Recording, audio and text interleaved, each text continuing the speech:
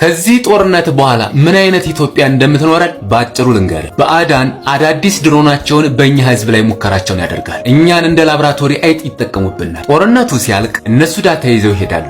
አንተ ግን የአባትን አስከሬን ለመቅበር አካፋ ትፈልጋለህ። ታጣቂው ስማኝ፣ በደም ተጨማልቀህ ድል አደረኩ ብለህ ወደ መንደር ስትመለስ የሚቀበልህ የሚስትህ ሳቅ ሳይሆን የተቃጠለው የቤት አመድና የሚገማ በድን ነው። ያኔ ማንን ነው አሸነፍኩ የምትለው? ልጅህን ገድለህ ለባዕድ ብርሃን ሰጠህ። የገዛ ቤትህን አቃጥለህ ለጠላት ሙቀት ሆንክ። ባለስልጣኑ ሽቶ የተረጨው ቢሮ ውስጥ ሆነ ክተት ስትል የምትገዛው ሰው አልቆ መቃብርን ብቻ ታቅፈ እንደምትቀር አስብ። ወላጅ አልባ ህፃናት በየጎዳናው ሲንከራተቱ ስታይ ያኔ በውሳኔ ትጸጸታለህ። በታንክ ታጅበ ቤተ መንግስት ብትገባ በሬሳ ላይ ነግሰ ንጉስ ልትባል፣ በፈረሰች ኢትዮጵያ ላይ ዙፋን ልዘረጋ ጥይቱ ሲቆም የሚመጣው ሰላም አይደለም፣ የሚመጣው የባዶ ሆድ ጩኸት። የሞተው ተገላገለ። አንተ ግን ነገ ጧት ለልጅህ የሚሆን ዳቦ ስታጣ ያኔ ድል ማለት ምን እንደሆነ ይገባል። ግን አሁንም አልረፈድም። ከጦርነት ይልቅ በጠረጴዛ ዙሪያ የጋራ ቁስላችን እናክም። ለጥይት የጨረስነውን ቢሊዮን ለዳቦ ካለዋል ነው አሸናፊው አንተ ሳትሆን ረሃብ ነው።